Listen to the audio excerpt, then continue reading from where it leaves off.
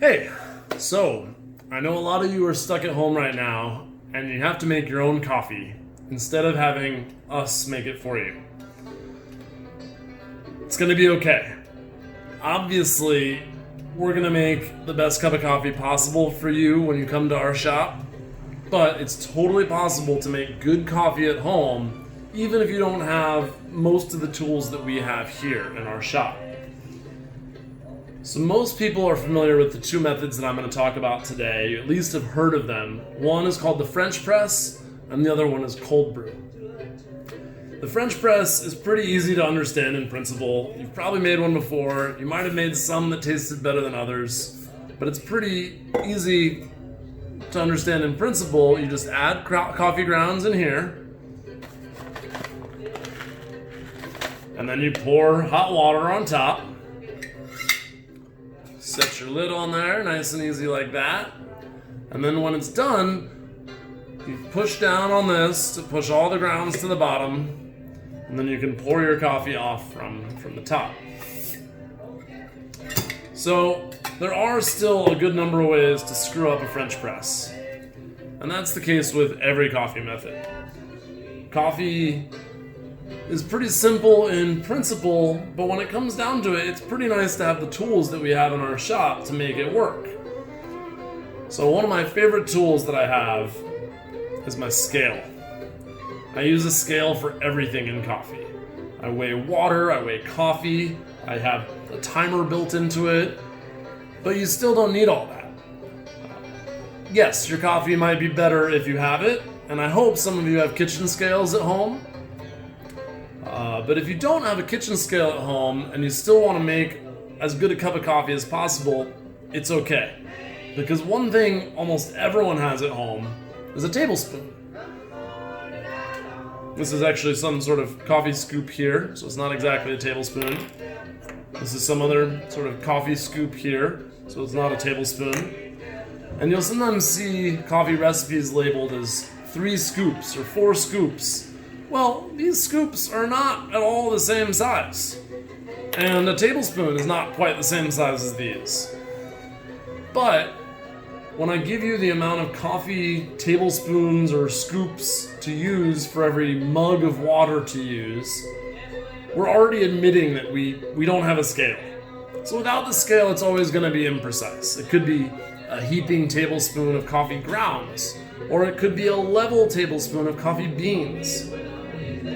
The idea is that you want to be consistent and you want to have a place to start from.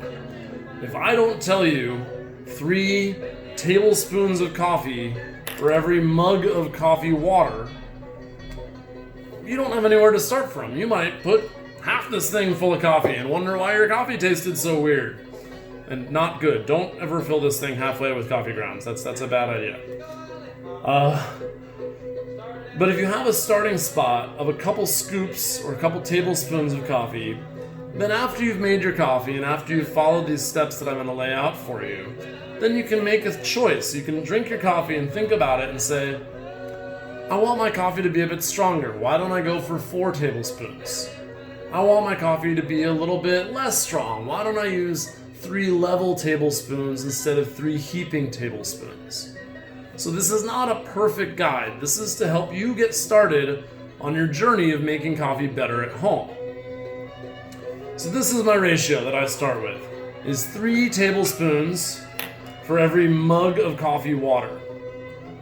So just like the scoops can be different, your mugs can be different. And we like saying mugs of coffee because when we're talking about cups in a coffee context, it can actually be a little bit confusing. A French press is rated to a certain number of coffee cups. And they're not cups like how many cups to a gallon. There's some other kind of cup that some coffee maker back in the day decided was the right number of cups for coffee drinking. And it confuses even me, and I've been doing this coffee thing for a long time. So our starting ratio, how much coffee we use to how much water we use, is 3 scoops or 3 tablespoons for every 1 mug of coffee water. So you can see my little white mug here is distinctly smaller than my green mug. And we can see this scoop is distinctly smaller than this scoop, but it doesn't matter. We're gonna start with 3 of one of them to 1 of the others, and we're gonna see if it comes out okay.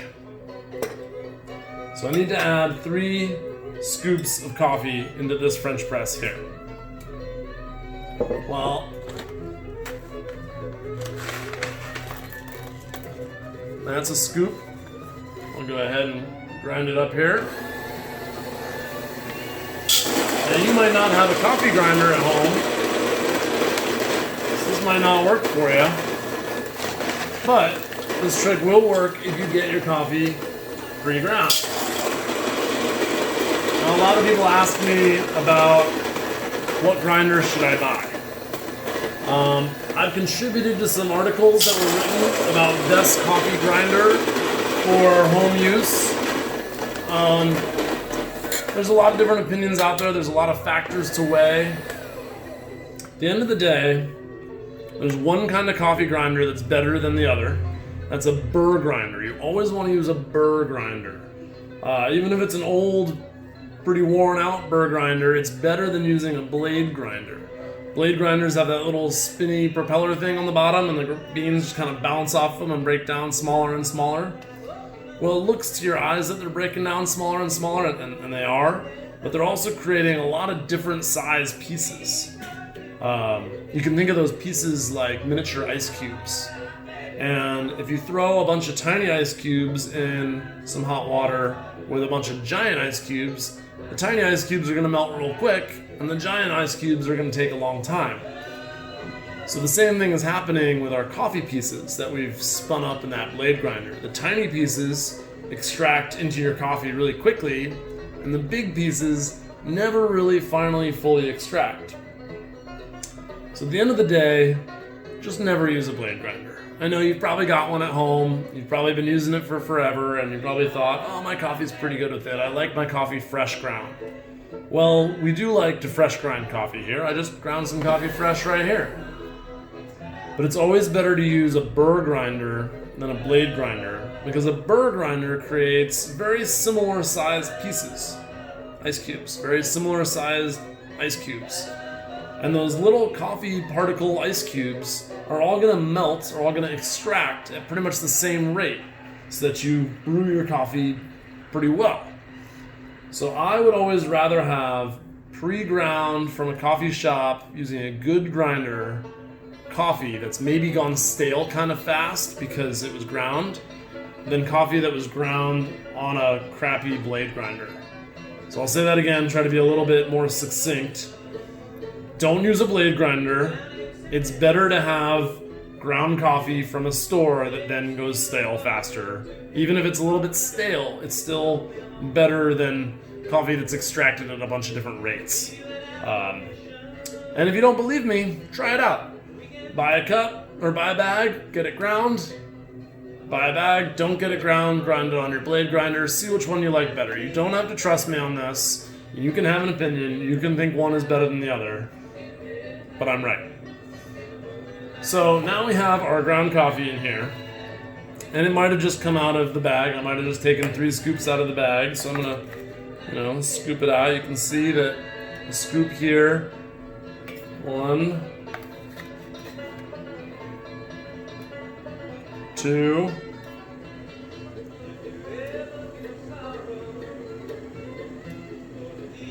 oh, that's a little bit more than 3. All right, well, again, we're doing an imprecise method, so these things aren't always going to be perfect. And then I want to use 1 coffee mug's worth of water. So I want my water to be pretty hot.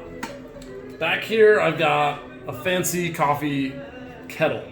This is a digitally controlled kettle that holds to a specific temperature.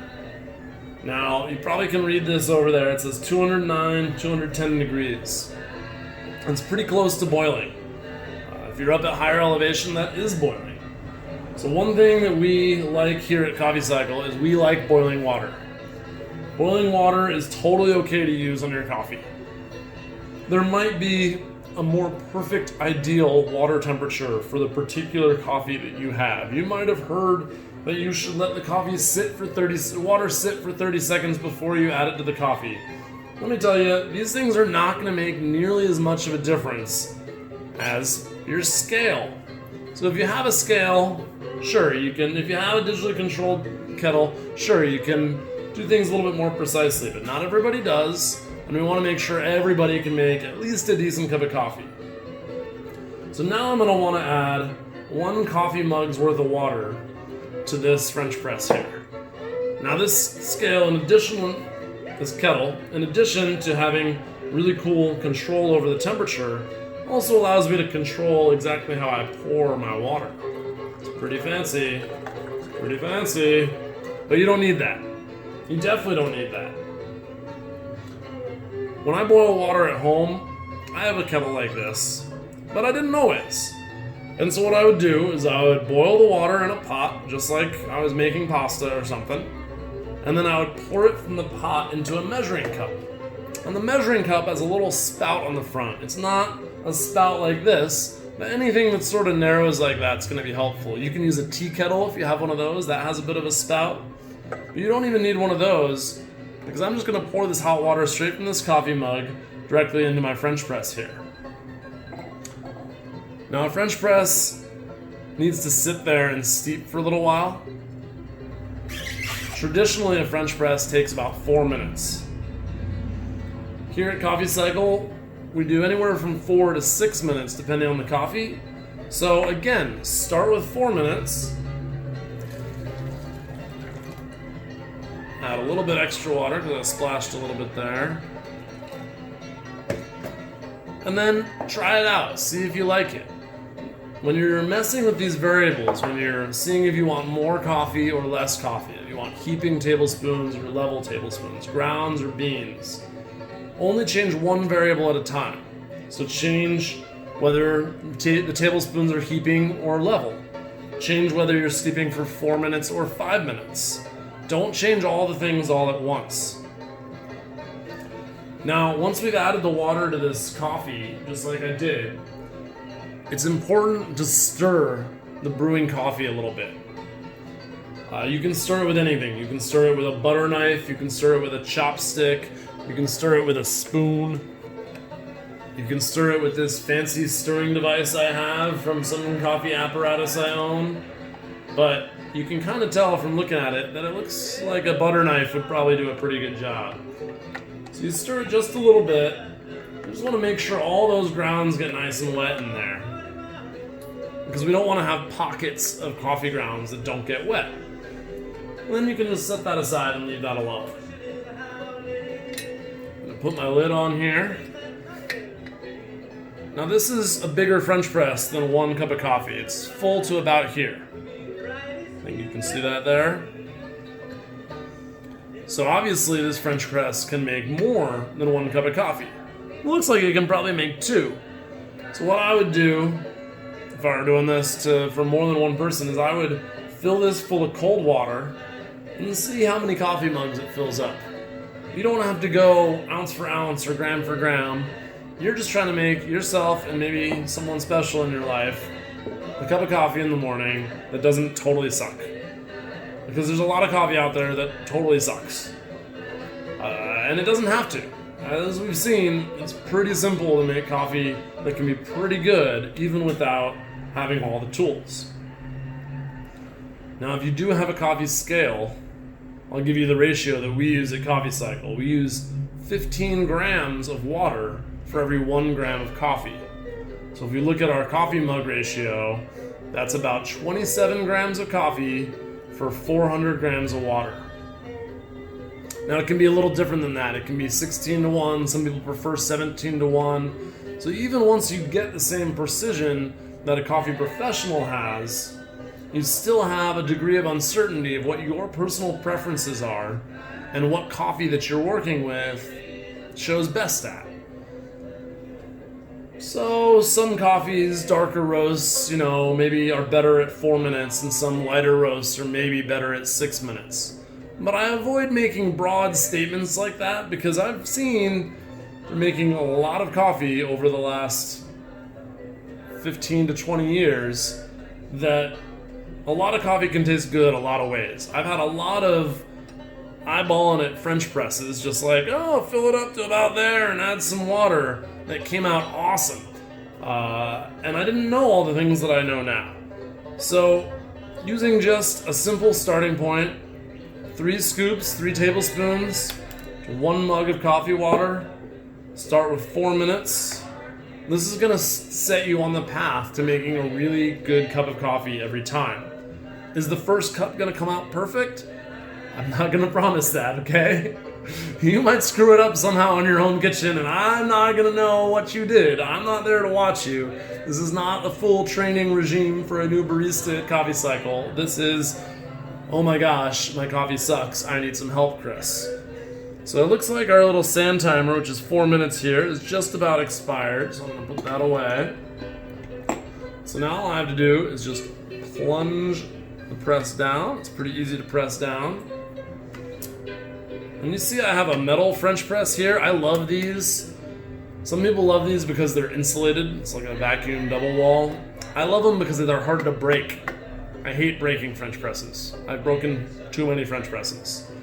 So these things can be had fairly cheaply if you know where to look. Don't want to endorse anybody in specific on here, but I'll just say that they are accessible. Glass ones work exactly the same way. I break them. So now that I've got my coffee all plunged, I can just pour it right out of here. Now there's a big complaint about some French presses, not all French presses, which is that the last bit of coffee in the French press is kind of gritty. The filter that we use when making a French press is not the best filter out there. This metal mesh filter sort of lets a lot of little pieces of coffee through. And so if I were to drink this last bit here, there would be some grounds at the bottom. So a lot of the time when I'm making a French press cup of coffee, I'll pour most of the coffee in my cup and leave some of it in the French press, or pour it into a separate cup like this. This coffee is still totally drinkable. It still has caffeine, it still has flavor, but this coffee is not going to have that nasty gritty bit at the end. So I brewed for 4 minutes. I did my 3 scoops to 1. Let's see if I know what I'm talking about.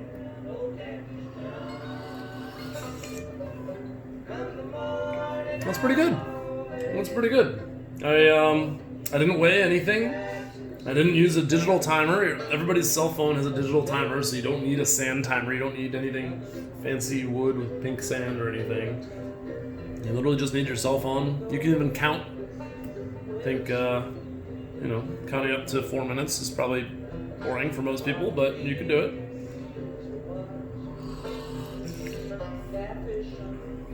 Yeah, that's actually really good. Man, I should drink French presses more often. Well, thanks so much. I'm glad you listened to me talk about French presses. I did promise you that I'd talk about cold brew as well. Now, people that know me know that I'm not crazy about cold brew most of the time. So I'm just going to touch on cold brew a little bit now, and we'll have another longer cold brew video soon. Basically, cold brew is exactly the same thing I did with the French press, except you don't use hot water, you use cold water. Instead of letting it sit for 4 minutes, you let it sit for anywhere from 12 to 24 hours. I tend to prefer 16, 18 hours. I like to let it sit at room temperature rather than in the refrigerator. And I love to use a French press to make cold brew. And I do the exact same trick I did with the murky bottom as I did with the hot French press. I'll plunge the French press, then I'll pour most of the coffee into a nice mason jar, leave that sitting in the fridge to get nice and cold, and I'll leave that last inch or 2 inches in the bottom of the French press to just go down the drain and not even worry about it. One of the problems with making cold brew at home, or anywhere really, is that it's actually kind of hard to filter it. When you make coffee with a paper filter, and it's hot coffee, the hot water and the coffee goes straight through this paper real easily.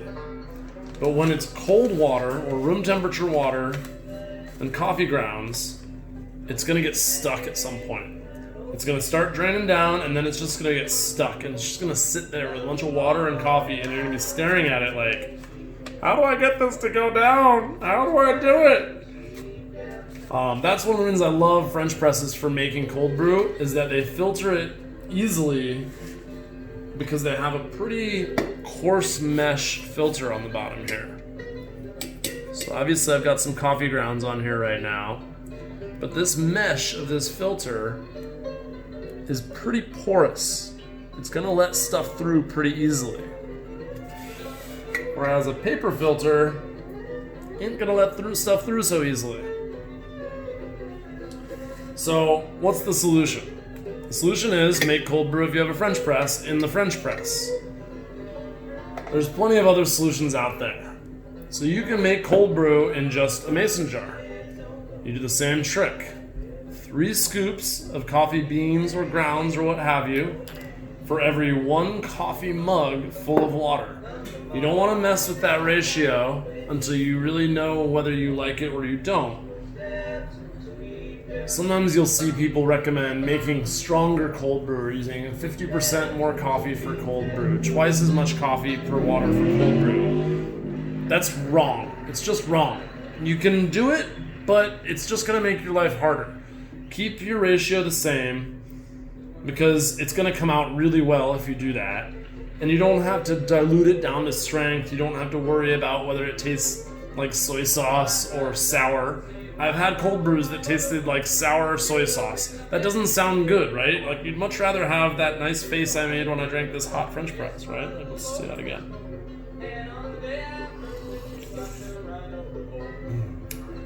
Yeah. So, 3 scoops, 1 coffee mug, cold water, room temperature water. Let it sit for 16, 18 hours. Anywhere from 12 to 24. If you go up to 24, I prefer 24 if you're doing it in the refrigerator. You can even go up to 48 if you're doing it in the refrigerator. But I like to let mine sit at room temperature and do it that way. Put a lid or a plate over the top, just so that nothing else gets in. Let it sit. And then afterwards you have to strain the coffee grounds out of the water. And like I said, a French press is a great strain for that, but you might not have a French press. Paper filters are not great for it, so I don't recommend you trying to do it in a paper filter. If you don't have a French press, you can make something work. So cheesecloth works great. You can use an old t-shirt if it's clean. You can even boil the fabric of like an old t-shirt fabric to make a cloth filter. Cloth filters are reusable. They work really well for cold brew. They're tough to keep clean. You can boil the fabric that you're using, whether it's something that you've made or something that you've bought.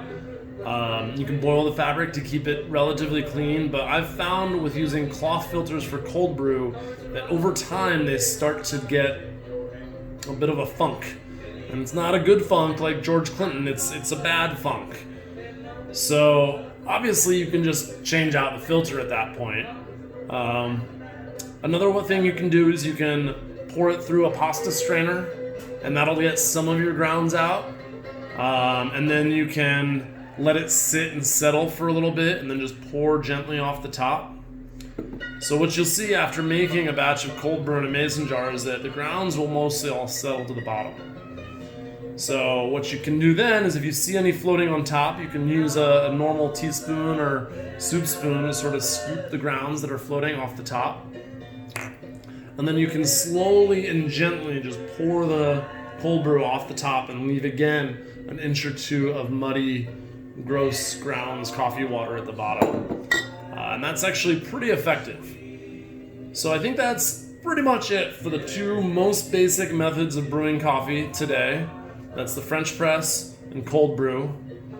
Everyone has what they need at home. They've got their favorite mug to drink coffee out of. I love dogs and coffee. It's one of my favorites. And they've got a tablespoon or some sort of scoop, anything around this size or this size to get you started. And you've got a timer on your phone, or you can count in your head. And you can fire off some questions in the comments if you'd like.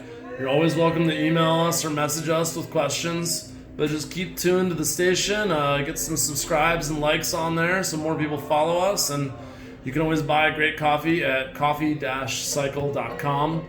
We sell some great beans from a couple different roasters, and we're really lucky to work with them. They all contribute to a more sustainable global economy, and they're all really ethically sourced and really well roasted. So thanks for taking part, and we'll do more on these videos soon.